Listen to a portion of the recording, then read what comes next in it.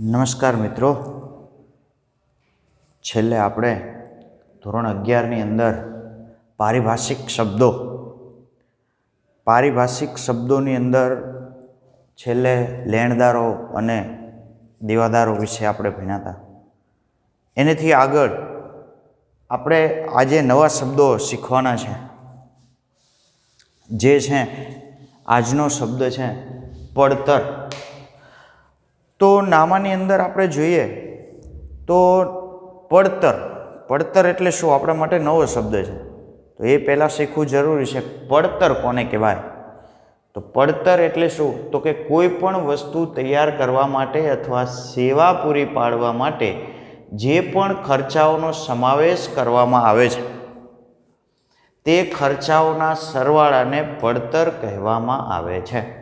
એટલે કે કોઈ પણ વસ્તુ તૈયાર કરવા માટે અથવા સેવા પૂરી પાડવા માટે, એટલે કે કોઈ પણ વસ્તુનું ઉત્પાદન તમે કરતા હોય તો એ તૈયાર કરવા માટે અથવા સેવા, એની અંદર જે સેવા પૂરી પાડતા હોય એમના માટે, સેવા પૂરી પાડવા માટે જે પણ ખર્ચાઓનો સમાવેશ કરવામાં આવે છે, એટલે વસ્તુ તૈયાર કરવા માટે જે સેવા પૂરી પાડવામાં આવે છે અને જે ખર્ચ કરવામાં આવે છે એ ખર્ચાઓનો સમાવેશ કરવામાં આવે છે અને તે ખર્ચાઓના સરવાળાને પડતર કહેવામાં આવે છે.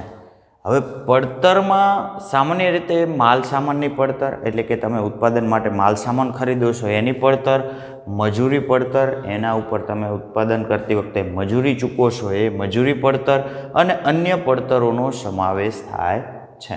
તો હવે સામાન્ય રીતે પડતર એટલે શું એ આપણે સમજીએ.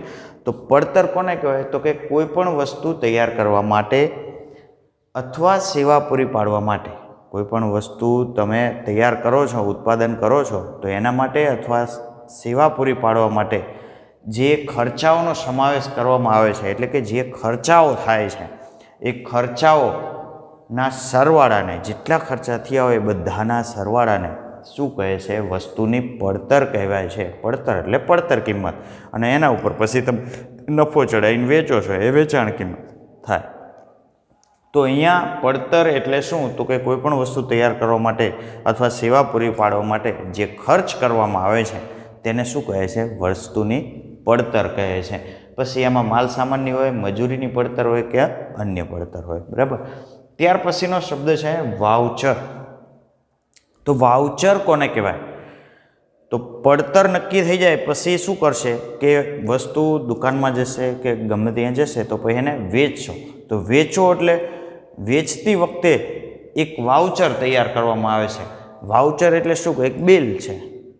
બરાબર. તો હવે વાઉચર એ ધંધાકીય વ્યવહારનો લેખિત પુરાવો છે. જો સમજો. બરાબર. વાઉચર શું છે? ધંધાનો લેખિત પુરાવો. વાઉચર એટલે બિલ, પહોંચ, રસીદ. બેંક સાથેનો વ્યવહાર હોય તો એમાં રસીદ આપતા હોય. બરાબર. તો કોઈ પણ બિલ ભરતા હોય તો એની પહોંચ આપતા હોય. એવી રીતે કોઈ ફી ભરતા હોય તો એની પહોંચ આપતા હોય. તો એ બિલ, પહોંચ, રસીદ આ બધા શું કહેવાય? વાઉચર કહેવાય. તો કે વાઉચર એ ધંધાકીય વ્યવહારનો લેખિત પુરાવો છે. તમને એક વાક્યમાં વિકલ્પમાં પૂછે કે વાઉચર એ ધંધાનો કેવો પુરાવો છે? તો કે લેખિત પુરાવો છે. વાઉચરના આધારે વ્યવહારનો પ્રકાર નક્કી થાય છે. વાઉચર એટલે બિલ, પહોંચ, રસીદના આધારે વ્યવહાર તમે કેવો કર્યો છે, કેવા પ્રકારનો વ્યવહાર થયો છે, ઉધાર થયો છે, રોકડ થયો છે, એ વ્યવહારનો શું થાય છે? પ્રકાર નક્કી થાય છે. રોકડનો વ્યવહાર, શાખ પરનો વ્યવહાર, ખરીદીનો વ્યવહાર, વેચાણનો વ્યવહાર, બેંક સાથેનો વ્યવહાર, ખર્ચનો વ્યવહાર, આવકનો વ્યવહાર, મિલકતોનો વ્યવહાર, દેવાનો વ્યવહાર વગેરે પ્રકારો કોના આધારે નક્કી થાય છે? વાઉચરના આધારે નક્કી થાય છે. અને વાઉચરના આધારે જ હિસાબો લખાતા હોય છે. ધંધાના હિસાબો કોના આધારે લખાય? વાઉચરના આધારે. કે ધંધોની અંદર જે વ્યવહારો થયા છે એ વ્યવહારો કેવા વ્યવહારો છે? રોકડ વ્યવહારો છે, શાખના વ્યવહારો છે, ખરીદીના વ્યવહારો છે, વેચાણના વ્યવહારો છે, ખર્ચના વ્યવહારો છે, આવકના વ્યવહારો છે. આ બધા વ્યવહારોના પ્રકારો છે એ શેના આધારે નક્કી થાય? તમારી જે બિલ હોય, પહોંચ હોય, રસીદ હોય એના આધારે, એટલે કે વાઉચરના આધારે એ નક્કી કરવામાં આવતા હોય છે. આ તો વાઉચરનો. ત્યાર પછી આગળનો શબ્દ છે વટાવ. તો મિત્રો આ વટાવ એ એક મહત્વનો શબ્દ છે. તો વટાવ કોને કહેવાય? સમજો. વટાવ એટલે એક પ્રકારનું કમિશન આપણે જોઈએ છીએ એમ, બરાબર. તો વટાવ એટલે વટાવ શબ્દ જ માલના ખરીદ વેચાણમાંથી ઉદ્ભવે છે. શેમાંથી ઉદ્ભવે છે? વટાવ ક્યારે મળે? કે જ્યારે માલનું ખરીદી કરો અથવા વેચાણ કરો ત્યારે, બરાબર. તો વટાવ શબ્દ માલના ખરીદ વેચાણમાંથી ઉદ્ભવે છે.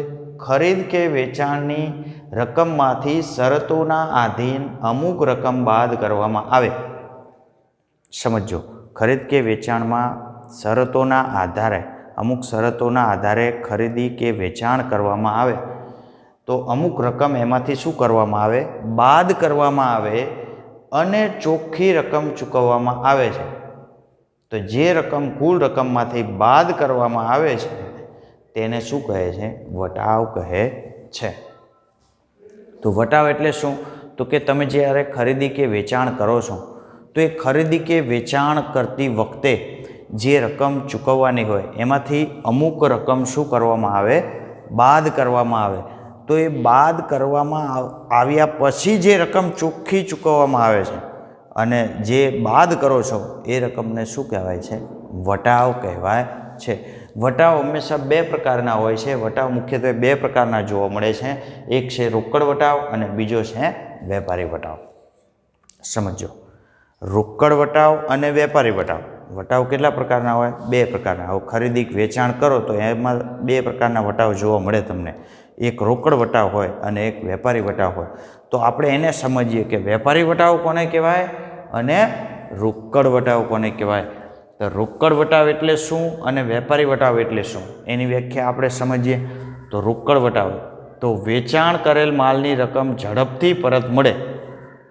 સમજો મિત્રો, માલનું તમે વેચાણ કરો છો અને એ રકમ ઝડપથી આપણે જોતી હોય, ઉઘરાણી કરવાની હોય તો એ ઝડપથી પરત મળે એ હેતુથી ગ્રાહકોને આકર્ષવા માટે, સમજો, આપણે માલનું વેચાણ કર્યું છે અને એ વેચાણ કરેલ માલની રકમ ઝડપથી પરત મળે તે હેતુથી ગ્રાહકોને આકર્ષવા માટે મળવાપાત્ર રકમમાંથી જે રકમ કાપી આપવામાં આવે તેને રોકડ વટાવ કહેવામાં આવે છે.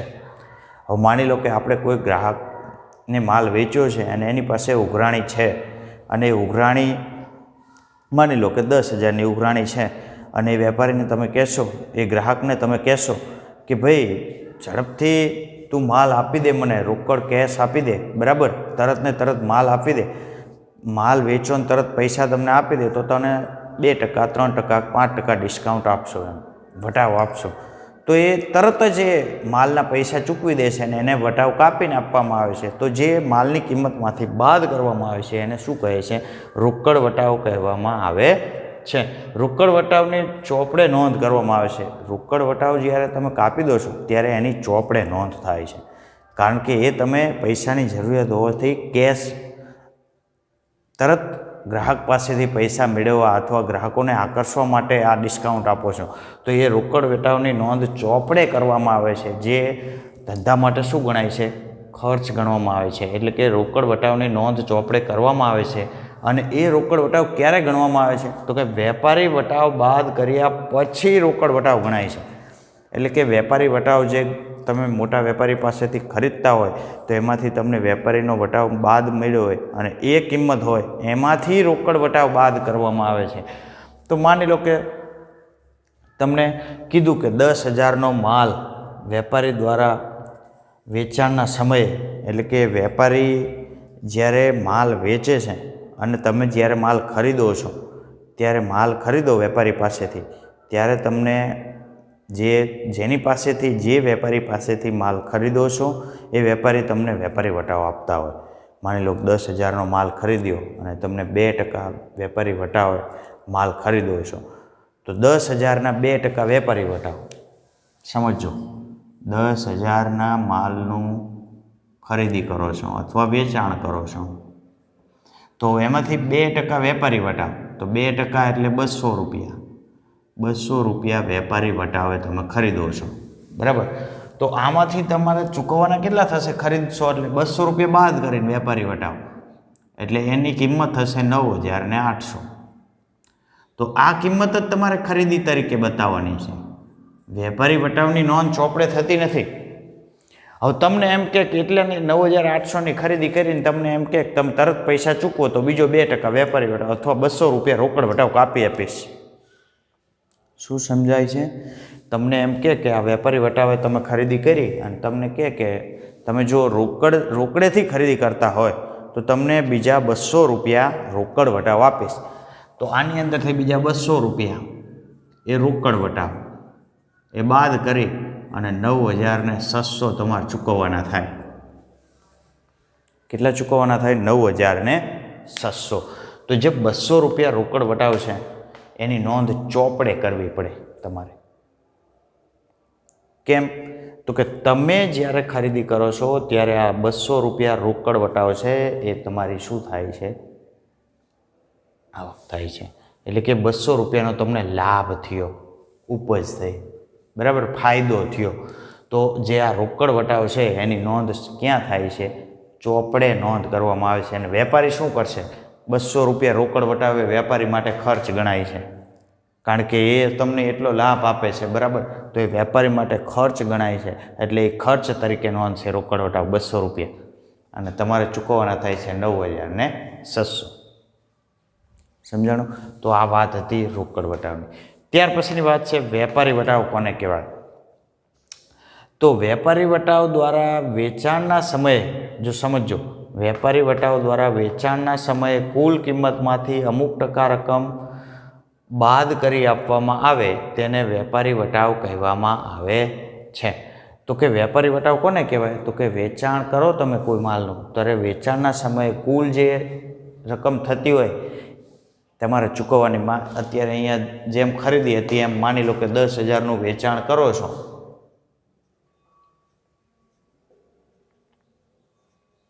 બરાબર. તો વેપારી દ્વારા વેચાણના સમયે કુલ કિંમતમાંથી અમુક ટકા રકમ બાદ કરી આપવામાં આવે. તો માની લો કે અહીંયા તમને એમ કીધું કે 2% વેપારી વટાવ, તો 2% વેપારી વટાવ એટલે 200 રૂપિયા. તો અહીંયા કિંમત થશે 9,800. તો વેચાણ કરતી વખતે જ્યારે વેપારીને વટાવ આપવામાં આવે છે, એટલે કે 2% વટાવ બાદ કરીને જે કિંમત ચૂકવવાની થાય છે, તો એ 9,800 જે છે એ કિંમતની જ ચોપડે નોંધ થાય છે. આ 200 રૂપિયાની વેપારી વટાવની નોંધ ચોપડે કરવામાં આવતી નથી. તો વેચાણના સમયે કુલ કિંમતમાંથી અમુક ટકા રકમ બાદ કરી આપવામાં આવે તેને શું કહે છે? વેપારી વટાવ કહેવામાં આવે છે. વેપારી વટાવની નોંધ ચોપડે કરવામાં આવતી નથી, કારણ કે દરેક વેપારીને વટાવ કાપી આપતા હોય છે વેપારીઓ, એટલે એની નોંધ ચોપડે થાય નહીં. તો આ વાત હતી રોકડ વટાવ અને વેપારી વટાવ. હવે રોકડ વટાવ અને વેપારી વટાવની અંદર પાછા 2 પ્રકાર પડતા હોય છે, કે એક મળેલ વટાવ અને એક આપેલ વટાવ. તો મિત્રો, મળેલ વટાવ એટલે શું અને આપેલ વટાવ એટલે શું? આ સમજવા જેવો પ્રશ્ન છે કે મળેલ એટલે શું. સામાન્ય લોજિક વિચારો તો પણ તમને ખબર પડી જાય કે મળેલ વટાવ એટલે શું, આપેલ વટાવ એટલે શું. મળેલ વટાવ એટલે આપણને મળતો હોય, આપણને લાભ થતો હોય, આવક થતી હોય, ઉપજ થતી હોય, એને મળેલ વટાવ કહેવાય, બરાબર. અને આપેલ વટાવ એટલે શું? તો કે આપણો ખર્ચ હોય, આપણે ચૂકવતા હોય, તો એને શું કહેવાય? આપેલ વટાવ. સમજીએ એક બંને શબ્દોને. તો કે મળેલ વટાવ કોને કહેવાય પહેલાં તો એ જોઈએ. તો કે વેપારી દ્વારા માલ ખરીદવામાં આવે અને વેપારીએ ચૂકવવા પાત્ર રકમ ઓછી ચૂકવવાની હોય. સમજો, વેપારી પાસેથી માલ ખરીદવામાં આવે અને વેપારીએ ચૂકવવા પાત્ર રકમ ઓછી ચૂકવવાની હોય, તો જેટલી રકમ ઓછી ચૂકવવામાં આવેલ હોય તેને શું કહે છે? મળેલ વટાવ કહેવામાં આવે છે. આ ધંધાની આવક છે જે ઉપજ ગણવામાં આવે છે. તો હવે તમે જો અહીંયા માલ ખરીદો છો ને એમાંથી કેટલી ઓછી ચૂકવો છો? રોકડ વટાવ તરીકે 200 રૂપિયા રકમ ઓછી ચૂકવો છો, તો એ 200 રૂપિયાની વેપારીને શું થઈ કહેવાય? આવક થઈ કહેવાય, બરાબર, જે ઉપજ ગણવામાં આવે છે. એટલે કે માલ ખરીદવામાં આવે અને વેપારીએ ચૂકવવા પાત્ર રકમ ઓછી ચૂકવવામાં આવે. ચૂકવવા પાત્ર રકમ 9,800 હતી, પણ એમાંથી રોકડ વટાવ એને મળ્યો 200 રૂપિયા. તો એ ચૂકવવા પાત્ર રકમ 200 ઓછી ચૂકવે છે, એ શું ગણાય છે? મળેલ વટાવ ગણાય છે. તો એ મળેલ વટાવ ની નોંધ ચોપડે કરવામાં આવે છે, જે ધંધાની ઉપજ ગણાય છે અને આવક ગણવામાં આવે છે. તો એવી જ રીતે આપેલ વટાવની વાત કરીએ તો આપેલ વટાવ કોને કહેવાય? તો કે વેપારી દ્વારા માલ વેચવામાં આવેલ હોય, જે રીતે અહીંયા જોયું એમ કે વેચાણ છે તો વેચવામાં આવેલ હોય અને વેપારીને મળવાપાત્ર રકમ ઓછી મળવાની હોય.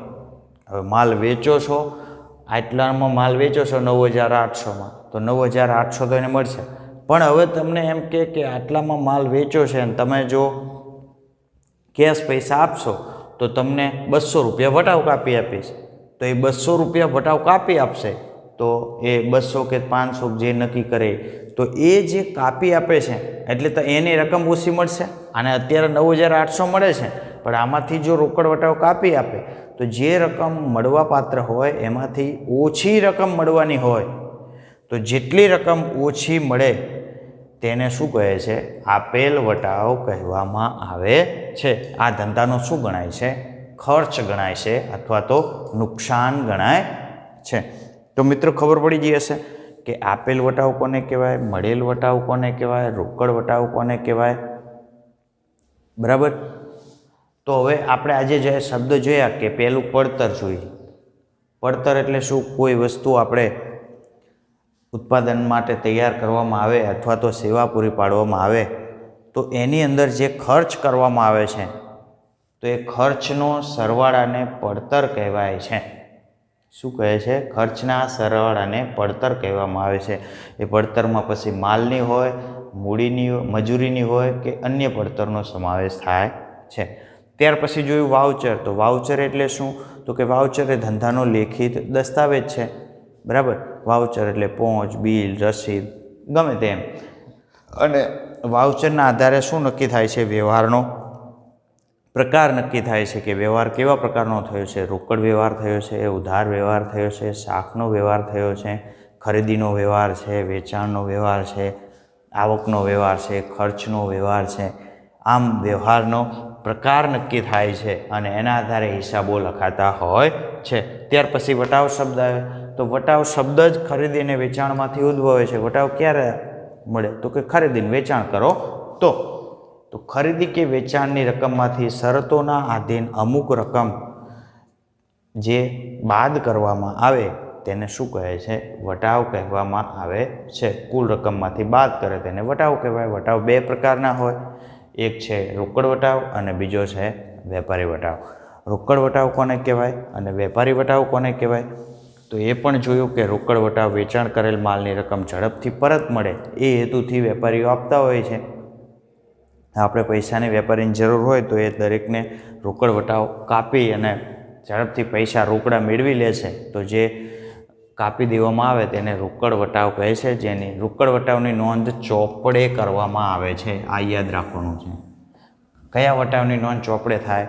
રોકડ વટાવની નોંધ ચોપડે થાય.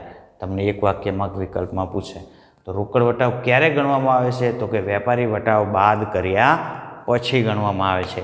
જ્યારે વેપારી વટાવ, તો વેપારી વટાવ વેચાણના સમયે કુલ કિંમતમાંથી અમુક ટકા રકમ બાદ કરી તેને વટાવને શું કહે છે? બાદ કરવામાં આવે તેને વેપારી વટાવ કહે છે.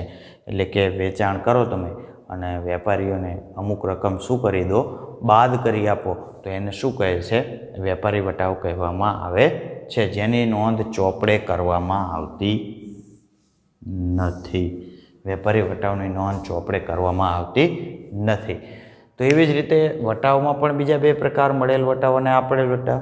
તો મળેલ વટાવ મેં જેમ તમને કીધું એમ મળેલ વટાવ એટલે એક પ્રકારની આવક છે, એક પ્રકારની ઉપજ છે.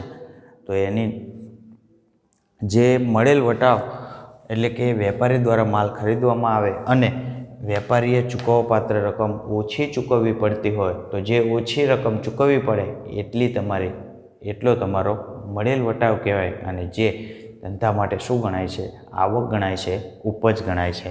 અને આપેલ વટાવ એટલે વેપારી દ્વારા માલ વેચવામાં આવેલ હોય અને વેપારીને મળવાપાત્ર રકમ શું થાય? ઓછી રકમ મળતી હોય. જેટલો માલ વેચ્યો હોય એનાથી ઓછી રકમ મળે તો એ વેપારીને આપેલ વટાવ તરીકે ગણવામાં આવે છે, બરાબર. એ જે ધંધાનો શું ગણાય છે? ખર્ચ ગણાય છે. તો આટલા આપણે પારિભાષિક શબ્દો જોયા, જે 5-6 એ અને હવે આગળનો જે પારિભાષિક શબ્દો છે એ આપણે નેક્સ્ટ પીરિયડમાં જોઈશું. ત્યાં સુધી